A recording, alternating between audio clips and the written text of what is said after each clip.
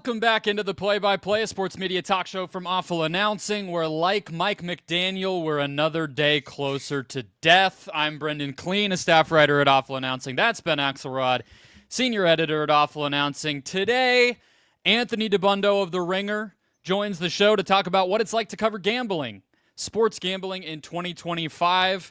We'll catch up from our week off last week with hot mics that caught our attention we want to sound off on. But first, the the long-awaited ESPN-NFL Media deal finally coming to a close. Ben, I don't know if we've talked about all the different mini reports along the way. Everybody has taken to covering this business transaction with yard line puns, or I don't know if you've noticed, but it's like 20-yard line, 5-yard line, goal line. I guess we're on Wednesday morning with Disney's earnings call, expected to get into the end zone with it at long last. But the important thing I think here is this is going to require regulatory approval. It is a valuation deal that's going to go into the billions as the NFL takes equity in ESPN from Disney and Hearst, who own it right now. So it's not going to go into effect until after this NFL season. Like that I don't think is necessarily coming across to people who are worried about what Red Zone and Sunday Ticket or not Sunday Ticket, what Red Zone is going to look like, NFL Network is going to look like. It's not going to look any different for a year. But when that time comes, ESPN is going to run those properties. They're going to get 7 more regular season games. They're going to take over the NFL's fantasy football business and potentially some other little tricks and treats for ESPN subscribers. And as I mentioned, the NFL is getting equity in ESPN in return, up to 10% of the company, reportedly. I think one of the hoops to jump through still is how much each of the current ownership is giving up and what that all will look like and the exact valuation of it and everything else. But we at least have the parameters of this deal that has been in the works for a very long time and really changes what ESPN is going to be, Ben. Yeah, and it's one of those weird things where we don't know exactly what it's going to look like. And I think you're absolutely right. There are a lot of people who are like, how am I going to subscribe to Red Zone in 2 weeks? And it's like, this won't be until the 2026 season, heading into the 2027 Super Bowl, which will be on ESPN. So it's like, I do think there was probably added emphasis and urgency on getting this done now, so that because they did know they probably had about a year-long regulatory approval. I think however it shakes out, it's going to be massive. It's going to be another asset for ESPN to have heading into this streaming era for them. And you look at, I think the two assets that stand out the most are obviously Red Zone and the NFL Network. And regardless of what that looks like, just the ability for ESPN to lay claim to those and put them on their streaming service, put them potentially behind a paywall. And then also, obviously, the 7 regular season games, I think it's huge. And so we still don't know how this is going to take shape. I think once we know more, not only about the deal, but about what the ESPN streaming service looks like, then we'll have a much better idea. But yeah, it's obviously a really big deal. To me, the games are the thing that matters the most here. I mean, 7 games, if you just go look at the running rate for an NFL game, it's 9 figures. Mm-hmm. It's hundreds of millions of dollars for YouTube or Netflix to a Peacock to get these games. And so I think that having that package, even for the next, let's say it's 2026, 7, 8, and 9, and then the new deal will come up, 4 seasons of a 7-game package, that adds up very, very quickly. And it's obviously a huge amount of value for whatever platforms ESPN chooses to broadcast those games on, whether it is obviously the app, the cable network, ABC, whatever it looks like. So like that is the majority of what we're looking at here. But I think what was fascinating to me too is Andrew Marchand reported that not only is ESPN expected to invest in NFL Network programming, but the NFL Network is reportedly already profitable, which kind of surprised me when you just think about the urgency the NFL has had to sell it. And make cuts and layoffs over the years. So it feels like that is the overlap and the relationship between those two entities, between ESPN and NFL Network. It's not just going to be ESPN swallowing NFL Network up. And that, I mean, that also provides some financial value. That's carriage fees and all those sorts of things. If they can slot all the NFL Network content into the app, then that's a more prized content that people might be willing to pay for. I think that arm of it has almost grown in my estimation since I started to hear more of the details. Yeah, that's I think that's the one thing I guess I just want to hear like more details on is what, like, does Good Morning Football now, what does that look like under the ESPN banner? Like how does that work in conjunction going up against Get Up? I think we've dealt with this. It would be hilarious if the new Peter Schrager show that's been awaited on ESPN is just Good Morning Football again. That would be a great poetic bow tie on all this. Well, and we've kind of seen this too already with the Rich Eisen, Pat McAfee stuff, is like ESPN's going to start counter programming itself. Like it's like typically, you have ESPN and then ESPN2 and then the regional, not the regional, but SEC network and the lesser college sports brands that they have. But now it's like these are like, we're getting into talking about like Rich Eisen going up against Pat McAfee and Inside the NBA going up against the Nighttime Sports Center and Good Morning Football going up against like it's really going to be kind of an interesting ecosystem that ESPN has here. And it's almost necessary for it to have if it's going to turn this streaming service into something that provides value as a standalone product. Yeah, it's like the live element of it is what's going to be interesting there because, sports content, news content, it doesn't have that long of a shelf life. But at the same time, in general, if you're thinking of ESPN as now like trying to be the streaming platform, the must-have streaming platform for every sports fan, if you compare that to other streaming platforms, like Netflix doesn't just have one comedy movie that they make. Mm-hmm. They make 5 in a given year or 12 or whatever it might be. And they don't say, well, Happy Gilmore 2 is going to cannibalize this other thing. They're just like, the more the merrier. People pay us, we have a budget, and we make content, and they watch it. And that's sort of what you have to do when you're not programming a schedule on a cable network. Now, again, when it's live and this is airing now and Eisen is up against McAfee, I understand why that does matter a little more and maybe feelings get hurt. But, yeah, they're growing their umbrella of content. I guess backup. Like, 10 years ago, they would have had plenty of content to put on an app, but they've cut it so much that now this NFL Network acquisition almost feels like awesome. Ian Rappaport's TV show and whatever NFL Films content they might be able to wring out of this or fantasy stuff. It's, oh, great. Like, ESPN has content again. It's just a funny place to be, but they need it. So the games... Yeah. The NFL Network games are traditionally the overseas games, right?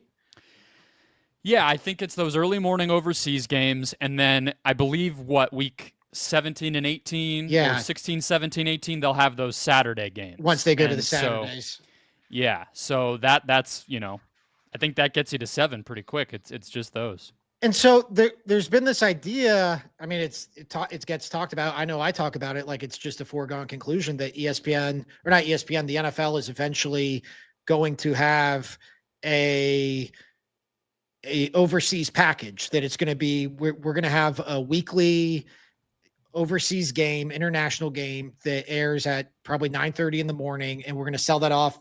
16, 17 games a season. Like, do we think this makes ESPN the front runner for it now? Like, it almost feels like it has to put them in the driver's seat, or do we think that's something because it's going to be a new package? So I guess I'm still unclear on how that all works. I think that's the most important part of this, even if it's not the most interesting to like us or our audience necessarily. It's much more of a CNBC or Bloomberg type of angle on this, but like that's what this is all about is that, ESPN's main value, I mean, always, but especially now as the live content we were just talking about, even if it's necessary to populate their services, it's not what people care the most about when they can get things free on YouTube and Spotify and Apple, to satiate their, daily, what do I put on when I'm in the car type thing. Like, it is the games, and they're getting a lot more of them. They're basically doubling their offering of games, and so that has to be the part of it that they are counting on long term. Not only, I think, Ben, to like just get that package or whatever, but keep Monday Night Football and like keep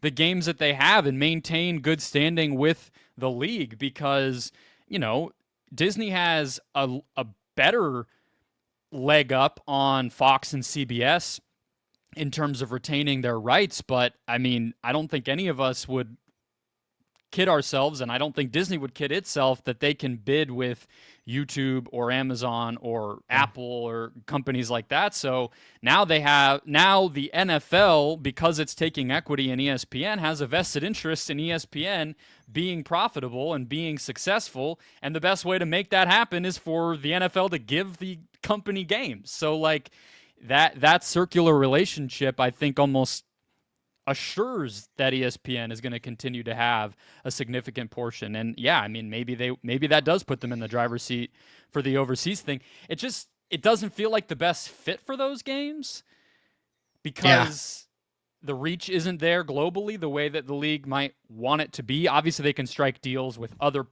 networks overseas like they always have, but I think a lot of us have assumed, well, hey, that makes sense to be on Netflix or on Prime Video or on YouTube, because those platforms can offer an all-in-one global distribution. So that will be interesting. But if I'm ESPN, I'm saying let's nail the next 4 years of this, and then make the NFL say no to us on that package. Yeah, I was going to say you'd have to figure out what you're going to do with Sunday Countdown, but you just move it to the streaming service, or just will be on one of the other 100 ESPN channels at this point. Lose it because the games matter more, and whatever Mike Greenberg's doing on Sunday morning is not as important, right? I mean, no one's subscribing for that. And so the other angle that has come out of this is people have started to pick up on the fact that there will be a regulatory approval process, which we have seen how those have gone for media entities over the course of the last, let's say 8 months. And like, is this going to become a culture war thing now? Is this going to become like Washington has to change its name back in order for the NFL deal to get approved? Or do we just think, I'm of the opinion, like, it's 32 billionaires who own the NFL, right? The 32 owners. And I would imagine those 32 billionaires have outsized influence with this administration compared to, whatever other deals have come through the pike here.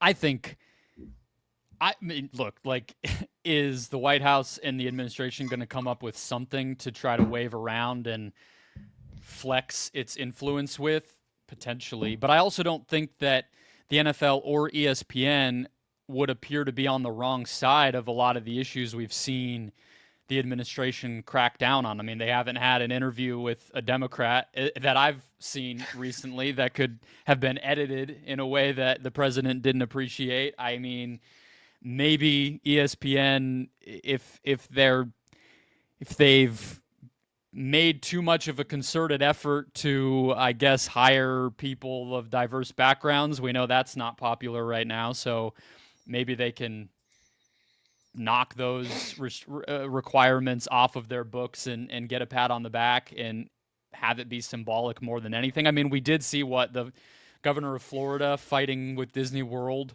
a while, not too long ago. So, like, they'll find anything, but it feels like almost the media coverage of that angle has been just trying to weave politics into this preemptively. Like, I just don't see the reason right now. And also, you mentioned the Commanders thing. That didn't even come to pass as far as what we've seen. There's been steps taken to get that stadium deal closer to approval in the local government, and the threats from the Trump administration never came to pass. It felt like it was just something he said to get out of hot water on the other multitude of criticisms he was receiving. So, if anything, my guess is if there's another scandal or the economy tanks, Trump might start talking about this just to have a different thing to focus our attention on. But I really doubt that it's also such a small deal, relatively speaking, right? I mean, a few $1 billion. The acquisition of Paramount was seismic compared to this. Do we care at all about like the journalism angle? Like, oh, how I was going to ask ESPN? you this because I feel like you usually care less about it than I do. I just think we're well past that point. It's like they're already in bed with each other. ESPN is not going to run a hit piece on the NFL. I mean, really, like it feels like at this point, like unless its hand is forced, like a lot of this NFLPA stuff that's not even the NFL, that's the NFLPA. A lot of that's been driven by outside reporting, namely Pablo Torre. I feel like they're already media partners. They're already reliant on each other. What's, 10% ownership and, 7 more games and 3 extra cable channels. So how much is that really going to change it? It's one of those things that doesn't matter until it matters, right? It's like right now, there's nothing that I could see the NFL needing to be having its feet held to the fire about because the concussion stuff is over. They settled that. They settled with Kaepernick and company. They're not in the middle of a controversy where they're behaving improperly, and you would expect journalism to be the buffer, but like. They could tomorrow, and then what? What if another Ray Rice situation happens tomorrow? Well, then I would want Seth Wickersham and Don Van Natta and people to be talking about it properly, and even Stephen A. Smith, I would hope against hope that he could pull an informed perspective and a criticism that was needed out of his hat. But like, I guess it's just. You hope that those things happen when they need to, but also like I think you're right from the standpoint of I just don't rely on ESPN for that anymore. Right. Yeah. That I think it would come, but the days of that coming from ESPN, they were probably short-lived anyway. I mean, we talk about it as such a current thing, but like was ESPN really in a hurry to rip the NFL when it was begging them to let them air games 30, 40 years ago? No.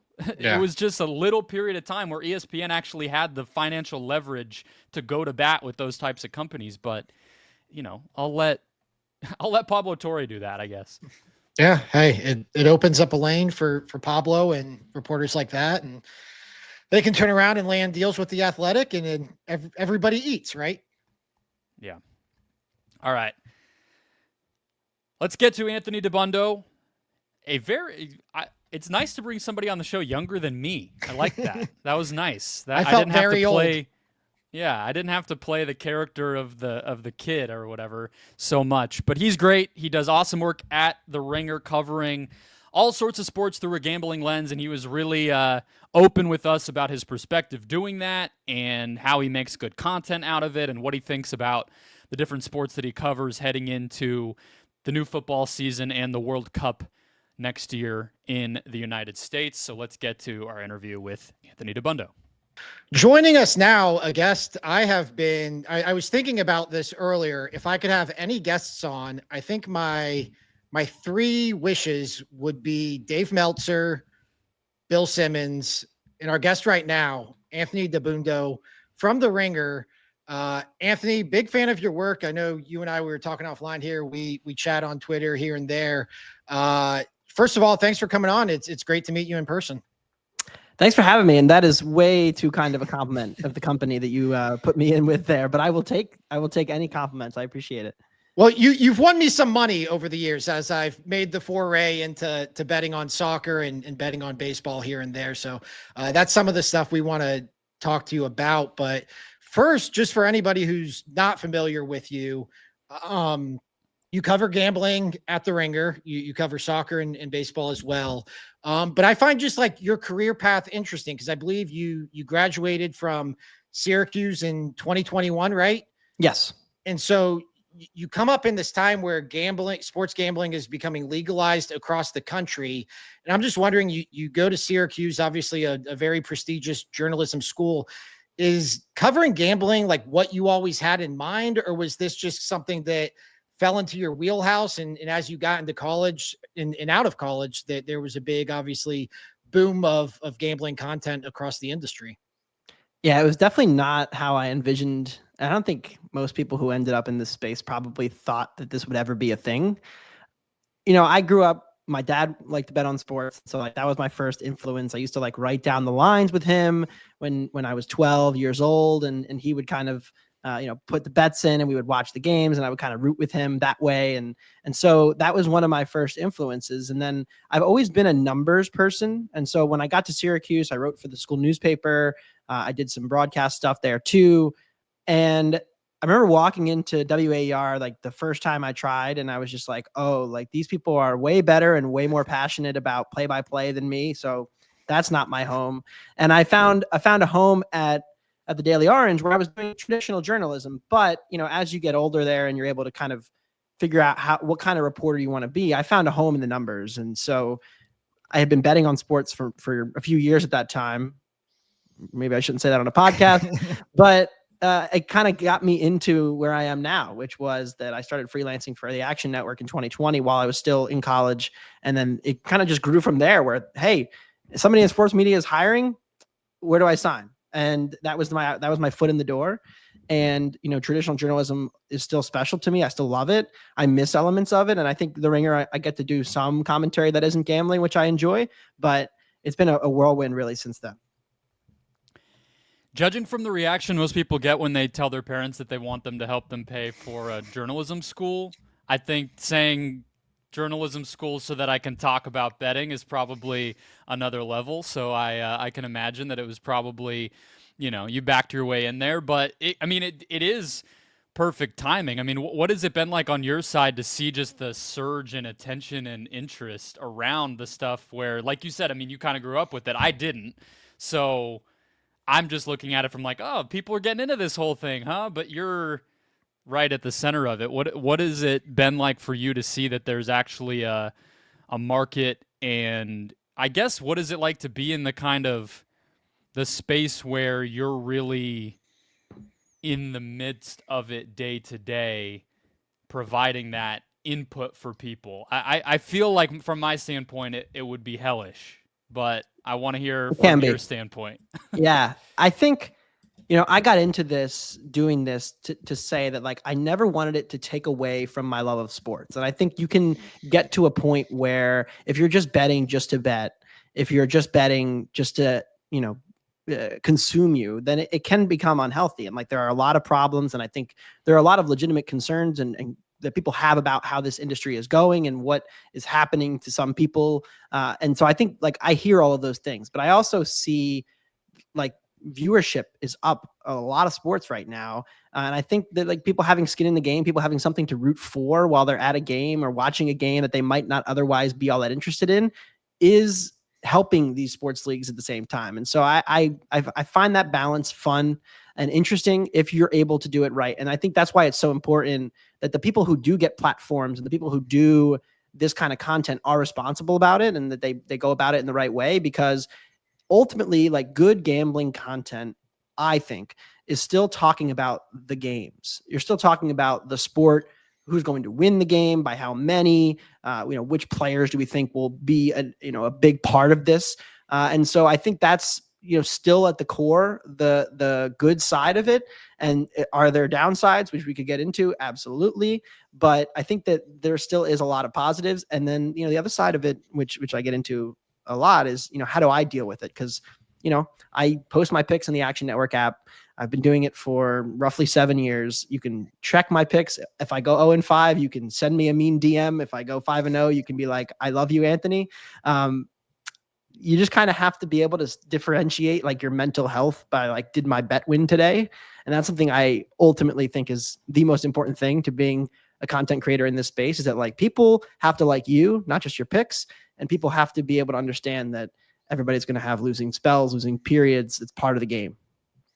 I think you have our rundown, because that's exactly what I was going to ask you about is like anybody who wants your picks, they could just follow you on the Action Network app and just get your picks and just tail you and do whatever. But I find that's how I consume sports now, is through gambling content. And it's not even necessarily for games I'm going to bet on. Like I would listen to you on Wonder Goal or on the Ringer gambling podcast, talk about games that I'm not going to watch. I'm not going to bet on. That's how I consume a lot of my NFL content, is through Bill Simmons and Guess the Lines and Evan Silva and Establish the Run and DFS type of content. And it almost like it's tough to articulate, but there's a way that it helps you understand the sport, even if, yeah, you can get a little too like DFS pilled and think like Keenan Allen's like a top 5 receiver because Right. he's a PPR giant. But like, I guess have you found to strike that balance? Because I would imagine early on there is this just like, I want to crush my picks,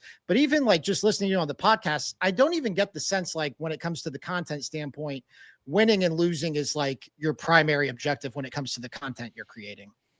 I've always been like, I don't think I'm the funniest person. Like, I think I have some dry humor at times, but like, I don't think I'm the most entertaining listen in the world. I can be honest about that. And so I think, what do I add? I think I can be informative and interesting in that way, in like teaching people little things, like things you would never have expected to come across on a random podcast. And I think that's, gambling and like being tied to a market when we talk about sports does ground you, because like, if you can, turn on like any normal sports conversation and you can just say anything, and like you could just say it, and like if people disagree with you, then what? Like my friends will have outlandish takes sometimes, the most insane shit, and I'll be like, I'll bet you $20 that's not true, and then like they're like, oh, then they got to walk it back, and like obviously like I'm not actually going to try to extract dollars from my friends, but like it kind of just grounds you to the idea that you have to at least be rational. If you're not rational, then you just sound like an idiot. And it's very much more obvious when it's, gambling content. And you sound crazy. Like I'm trying to think of a good example of this. I don't have one off the top of my head. Like if the Steelers last year were kind of a good example, and I'll even rip Bill for this. He went on and was like, Steelers best team in the AFC in like November. And I'm like, I don't know, man. Like they keep winning every game by 2. You can look at the betting odds. They're like the 5th favorite for a reason. They're like 15-1. Everybody knows they stink. They're just kind of skating by, as Tomlin teams tend to do. Like having a gambling background does ground you to having perception that actually matters. And so, it keeps you more level-headed. And I think that's a fair way of looking at it. Like if you were listening to some guy give investment advice and he was just off his rocker insane, you would never take him seriously. But in sports, I get it. It's entertainment. It's different, but that's just not how my brain is calibrated. Yeah, that's fascinating. It does kind of feel like it does cut through in a way because it's hard to argue with, right? Like there is so much content these days that it can just be noise at a certain point. Ben, you have the stuff with the Ringer at the end. Do we want to? We're doing career. We have some sports talk. Where do we want to go? Because I have a question about the Ringer that I want to jump to, but I don't want to get in front of you. Let me get just into soccer real quick, because yes, this was what me and Anthony struck up this conversation about that led to this podcast appearance. Is he published a column. It was his takeaways from the Club World Cup and how they apply to the 2026 World Cup. Oh, this is fantastic, because I'm a Chelsea fan, so we can dive right in here. This is perfect. I'm a big fan of Chelsea's winning that title. Let me just say that. Okay, there you go. Yeah, that was one of his hot picks for the summer. But that's you're going to be publishing a monthly column geared toward the World Cup for the Ringer. And this is something I've talked to some other guys who cover soccer and who are just soccer fans about, is they almost feel like this responsibility a year out from the World Cup toward US soccer fans for like, how do we better educate both the fans and the media about soccer, because it is going to be one of the dominant sports stories this time next year. And so I'm curious if you share that mindset and what kind of your thinking is now, because you're obviously already gearing a lot of content that you're producing toward the 2026 World Cup. Yeah, we thought of it as a good idea to kind of keep tabs and keep checked in, because I think, the Ringer doesn't do a ton of soccer coverage. Like if you want to listen to the UK pods they have, which are excellent, like Righty's House and Counterpressed and Ripple Effect, like those are great shows. Those are UK based. There's not as much US based content that we do. And so we want to have a presence, and that way we can go full bore. Because I think what's going to happen is everybody's in football mode right now, American football mode right now. And that will happen August, September, October, November, December. And then the Super Bowl is going to happen. And then we all look up and we're like, oh no, there's no sports left, right? Like there is the Winter Olympics. There's the World Baseball Classic. It's a great year for sports in 26, but I think that will be when people start to really think about it.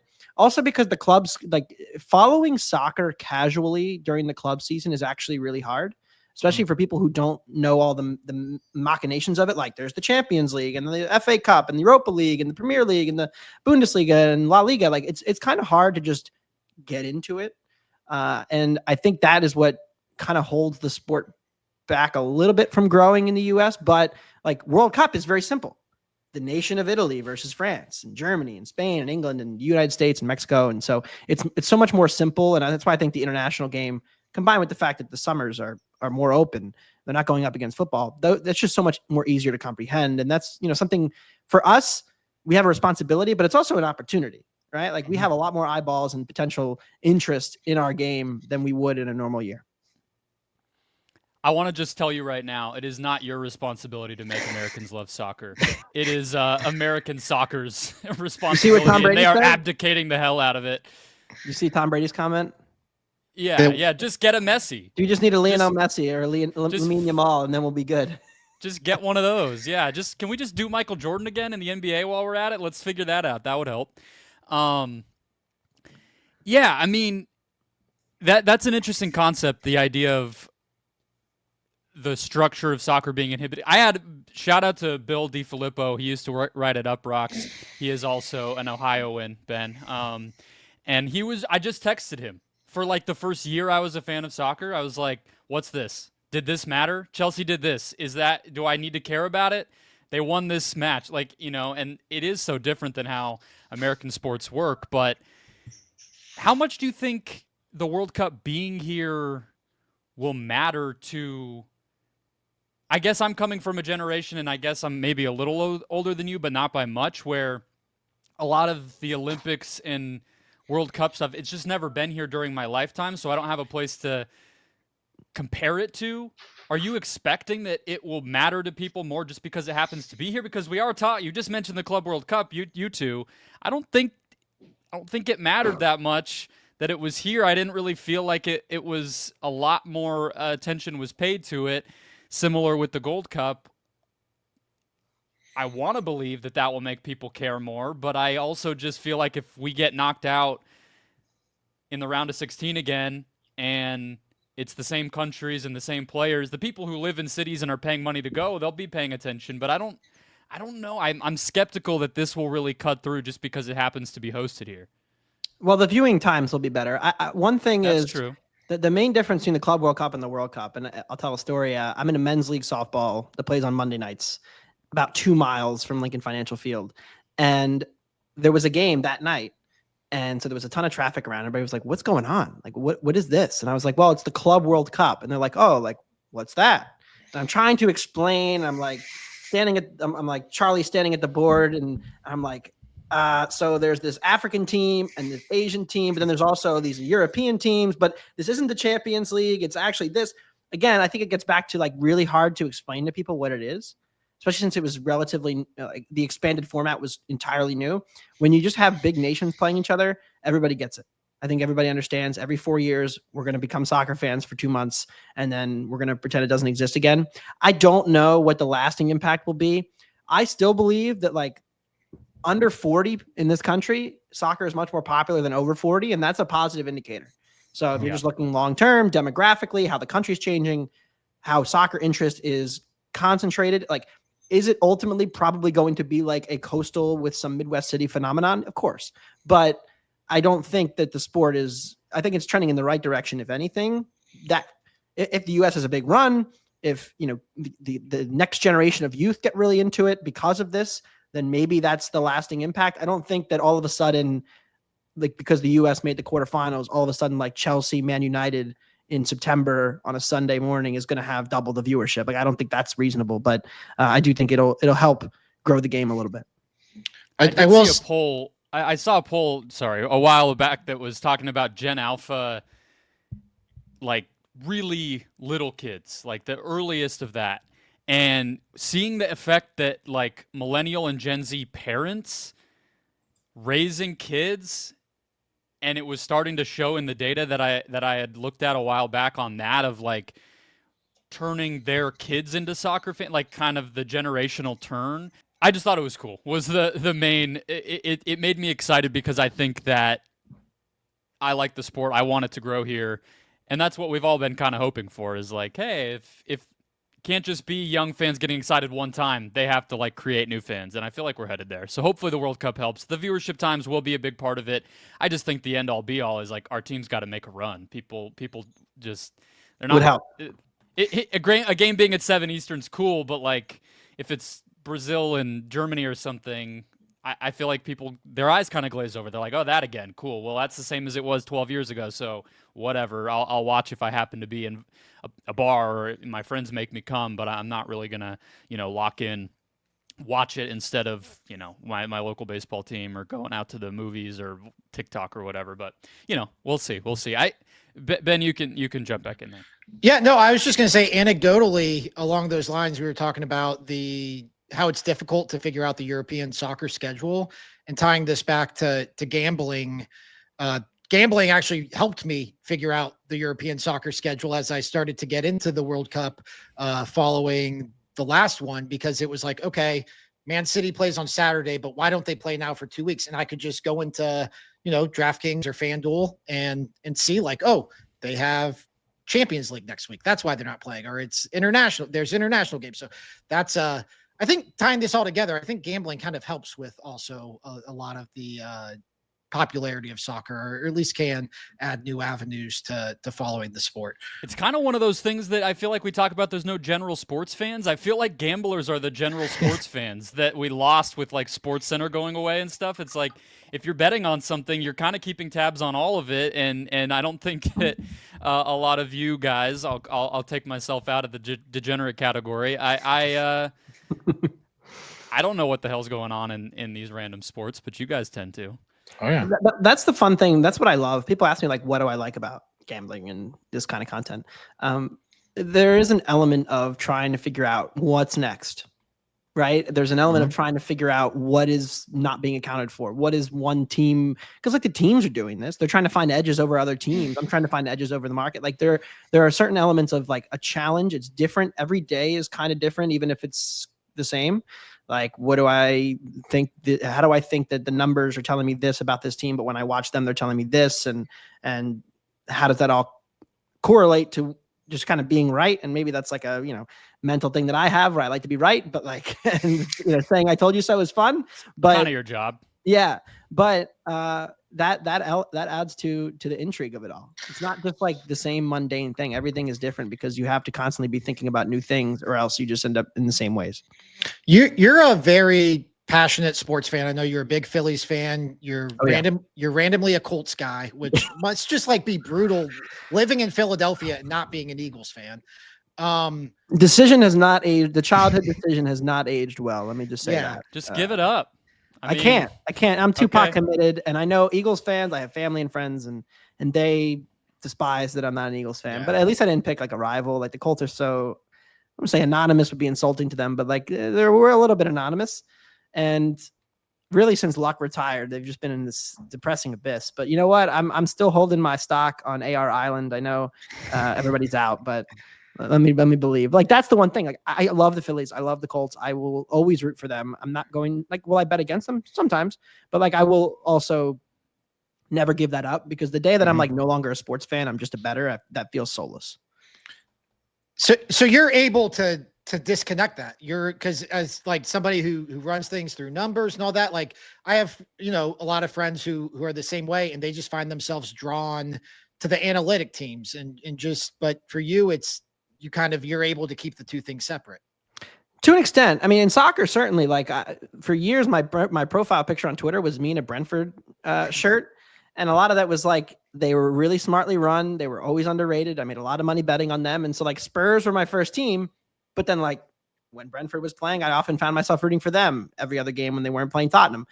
Brighton had their moment for a brief period. Last year it was Crystal Palace. So like it kind of changes like year to year. And like I end up adopting like, pet teams for short periods of time, depending on who I'm betting on. That's part of the fun of it too, though. Like I would never have learned all this about Bologna, this Italian soccer team, or Atalanta, or, all these random clubs and you become just like sort of fans of them. And then you kind of learn about the culture. And like, I was in London, like talking at a Brentford game in March. And I was like, yeah, I've always loved Brentford. And they're like, why? I was like, well, I like to bet on sports and you guys just are always great. They looked at me like, oh, this loser. But it was a cool moment for me. Yeah. All right, let's get into the Ringer. Because we're both big fans of just the Ringer, I think in general, in terms of avid podcast listeners. I think everybody in our industry grew up, with some sort of connection to Bill Simmons. And that's, I guess, where I want to start is you've been on the Bill Simmons podcast. How many have you been on? Twice now? Let's see. I did 3 during football and then 1 with baseball. Yeah. Okay. I cut you short by half there. What's that like though, to get like that text? Like, I don't know if it's from Bill or from his producer, but like you're getting the call up to the Bill Simmons podcast. Like I just cannot, as somebody who has listened to probably every episode dating back to like 2009. I know I'm just fanboying right now as somebody who occasionally writes criticism of Bill, but what's that like? That must just be surreal to get that text or that call. Honestly, it goes back further. Like when Bill hired me, it started with the Twitter DM. So that was the coolest thing that's happened in my career and like won't be topped. Probably if we're being honest, but one can dream. But I heard this. I did some background. I heard this was because you got some picks right on Mike Lombardi's podcast. Oh, so you have good sources then. You're welcome. I do have a good source. I'll tell the whole story now, I guess, since you kind of know. But it was a Sunday during wildcard season. I had been doing this NFL betting column at Action all year, and it was a great year for dogs, which meant it was a great year for me. And the column was doing really well. And I went on Lombardi's show. I gave I did like a 15-minute segment with Mike, and he had read some stuff I had done. And every pick I gave on that show did really well. I think we had Green Bay over Dallas. We had the over in that game. There was Eagles got blown out on Monday night. There was a Rams covered against Detroit, but they lost in like that crazy game. So I was like, all right, I'm feeling great. So Bill saw the segment and followed me on Twitter, sent me a DM, and then one thing led to another. And I was interviewing with Steve Cerruti and Sean Fennessy within like 2 weeks. So that was really cool. Bill texting me was surreal. Out of the blue, kind of just didn't know when that was going to happen. And then I went on $1 Million Picks once with Shield. We were actually out in LA, and he had texted us the morning of and was like, hey, you guys free this afternoon? And whether you're free or not, you become free. Yeah. And you just hop on, and Bill is it's surreal. I'll say that. And like, I'm a little bit younger than you guys. So like my friends are now aging into Bill Simmons, which I'm really enjoying. They're kind of aging, I think, a little bit out of the Barstool thing and into the Simmons lore and the Ringer stuff. And I'm enjoying that now too. Cause when I go on and I get a bunch of texts and people are like, wait, what, how, really? And, hopefully you don't bomb those appearances. Like those picks really matter. Cause when me and Shield gave out Cade Otton to score, it was like National Tight Ends Day. And then the first drive of the game, he caught a touchdown, and I'm just like, all right, nothing else matters for the rest of the week now. That's awesome. Living and dying by it even more than usual. Yeah, absolutely. Well, look, I gave out 5 win totals on MLB before the season. And, I was accused of playing to the crowd because I loved Boston this year and I hated the Yankees. And it started off pretty ugly. And now this last month, the Sox are looking good and the Yanks are in demise. So we may go 3-2 on those now, which would be huge for the program. I guess we kind of covered it before, but I mean, obviously the Ringer is podcast first. That's no secret. And, Ben kind of asked you about it in terms of how you make picks and gambling advice and analysis into content. But what is your approach when you're thinking about like being a good podcaster within your realm? Like obviously the Ringer Gambling Show is one of the priorities of the network, it seems, and there's a lot of different voices and a lot of top talent of the company on that show and everything else. But just from your standpoint, what do you try to do to make it fun and engaging and good beyond just, like you said, getting stuff right? And I guess same thing when you're appearing on a show like Bill's. What's your thought process, or how do you kind of try to tie all that together? I think gambling content more than most has you're either one of us or you're not to it. Yeah. And you can kind of tell when somebody's faking it, and you can kind of tell when they're genuine. And I think that is the most important thing in gambling content. Like somebody who is, you feel like they're in the throes of it with you. Like they're going through this, they're sweating out this bet with you. They're looking at numbers, or they're not. They don't have time, but they want to, they trust you, and they like your outlook on games, and so they want to ride with you on the weekends or something.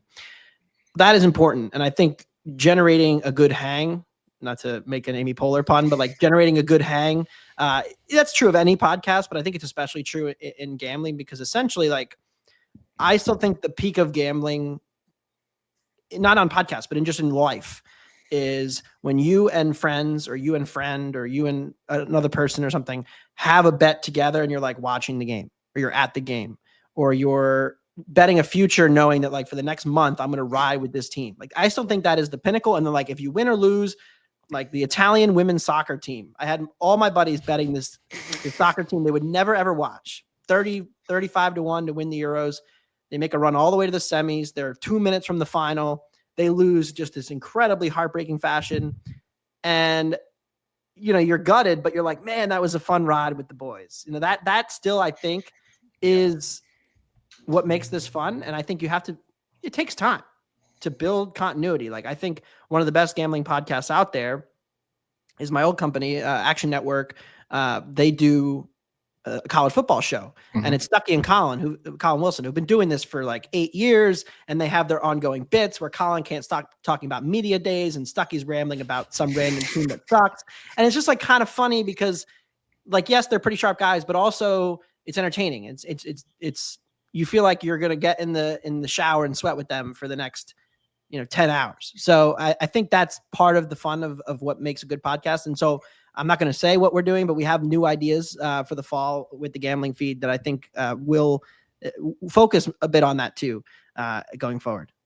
Yeah, I got into Colin and Stuckey last season, and I think I was going to call the hotline after Ohio State lost to Michigan. That was, as somebody who was already a Ryan Day skeptic, that was exactly, yeah, the hotline. Myself. All right, well, I'm going to do the corny thing now where we have a gambling guy on and we ask him for a pick. But okay, looking at a sports book right now, I've got a 25% boost on any pro football future. This will be the pick that this show rides with now. This will be our... Yeah, I'll make it. I never gamble, but I'll do it. This will be our Chelsea, our Italian women's soccer team. Our I think I was on a Titans under with you last year that you gave out on Bill's show, which aged beautifully. Yes. So what should the play-by-plays pick of the year be? Our future bet. Well, I feel like it should be like a season-long thing. I love the MVP market. I think it's always fascinating. And, you have to think about what the narrative of the season is. And going into last year, amongst the, we'll say like the top 6 quarterbacks, because like it's always one of those guys. For Lamar coming off this historic season where the Ravens lose a ton of defensive talent, they're probably going to take a step back in record. So it's like Lamar would probably need to do something crazy to win it. And he almost did. Mahomes has reached this weird point where like the regular season is like an afterthought. It's bizarre to me, but they're not running a high volume offense. So he's not going to have the stats, and he's obviously not getting credit for wins anymore because he's already won all the Super Bowls. So Mahomes is a weird case. I think, and Allen, right, after the historic year last year, I think their defense will be better this year, which actually hurts your MVP case. I think Burrow is the MVP pick this year. And the storyline last year was that, like, if they had won 2 more games, he probably would have won the MVP because of how they bad wanted to give it to him was. so bad. The media wanted to do it so bad by like week 16. Right. And I think we could end up in a world where their defense stinks again, and they're going to win 10 games. They should have won like 11 last year, even though their defense was historically bad. We know one thing is that they spent a lot of money on Chase and Higgins. And when those guys play, they're very good. So like Burrow's out there like 7-1 I saw for MVP. And I'm like, I feel like he's going to need to score a ton of points to be a competitive team in the AFC this year. And then if they just win 11 games, he's going to be one of the top 2 guys. And I have I don't think like Burrow is as lead as everybody else. I would have him as like the clear 4th of those quarterbacks, but just how this narrative works, I think Burrow's the MVP pick this year. What do you think good value is there? What number is too high, too low? I would never go below 5-1 preseason on an MVP. Like that's just like what's like Lamar and Josh are probably the two favorites right now. And it's like, all right, they've been splitting the award back to back for a year, 3 years now. People just get tired of that and they have to keep going higher and higher. And there's only so high you can actually go. I think there's room for like Burrow might not even have the same level of statistical season he did last year because he did have a peak year. The Bengals are a little better record wise. Their defense still stinks, and then he gets all the counting stats. So yeah, I mean, anything 5-6-1 or better, I think is fine. All right, I've got plus 620 here. So is that with the boost? That's without the boost. So I've got to add the boost. See where that gets me. I'm not a numbers guy like you, so I can't figure that one out off the top of my head. See, that's perfect for me, Ben. He's making you bet in your own division. I was going to say I can just ride the Bengals all season. The Browns are such it's such a tough time for them. I feel like you don't even care as much. You hate watch the rivals. I'll tell you, this is actually a pretty funny full circle moment because the writer who turned me on to you when I got into soccer, I was like, hey, who should I follow? What guy should I listen to? And he gave me your name. And one of the things we've done together is we covered Joe Burrow's signing day back when I covered Ohio State football. Joe Burrow signed with Ohio State. And Joe Burrow is from Athens, Ohio, which I don't know if either of you are familiar with what Athens, Ohio is like, but it's like Eastern Ohio, right? It's like the valley, it's like Southeast Ohio, but it's, I mean, it's probably the number 2 or number 3 party school in the entire country. So I was like a 25-year-old Ohio State beat writer, and that night out before went about exactly as how you probably thought it went. So this is a full circle moment, you referencing Joe Burrow here. But Anthony, man, I really appreciate this. It's awesome to talk to you face to face here as opposed to Twitter. You can find your work at The Ring or anything else you want to plug here. Yeah, I've got a piece coming out next week. Biggest question facing every Premier League team. Season starts in 10 days, not even. There's no offseason in soccer either, which is tricky. But that and then the World Cup column. This is going to be the hardest month because there's been really no soccer played since the last World Cup column. But that'll be out in the 3rd week of August. So the week after that, after the Prem returns. So yeah, excited and appreciate everybody who follows along, listens. And like I said, we've got new gambling feed rollout coming starting around football season with more consistent and interesting partnerships. So I'm excited. Awesome to hear. That was Anthony Dabbundo at The Ringer. We will be back with our hot mics. All right, Ben, let's get to our hot mics, close out the episode. Something that caught our attention from the week that was in sports media, something we liked, disliked, or just want to shout out. I will let you kick us off. Yeah, so I recently discovered how to get, as a media member, how to get screeners from Netflix to review shows. They're obviously, the reviews are always embargoed, usually until the day the episode comes out. But I've been getting a lot of Netflix screeners this summer, which has just like filled up my viewing habits. And it's until you kind of conceptualize like a Netflix calendar, you don't realize just like how much content they produce. And I feel like I always have something to watch, but lately it feels like I've just been watching like every version of Drive to Survive, because that is very clearly within the Netflix strategy and within the Netflix model as far as what types of shows that they're coming out with. Obviously they came out with Quarterback that was in that vein. They came out with the SEC show Any Given Saturday, watched that. But the one I'll focus on, of course, is WWE Unreal, aka WWE's version of Drive to Survive. 5-episode series. I think a pretty easy watch. I would say it's geared more toward non-wrestling fans or casual wrestling fans than it is for like diehard marks like me who subscribe to Dave Meltzer's newsletter.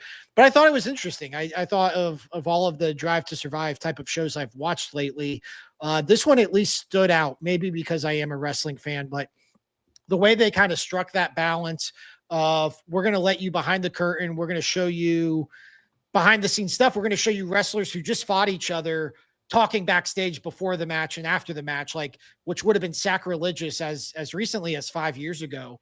in the world of pro wrestling. To see them pull that off was pretty neat. It's not a perfect show.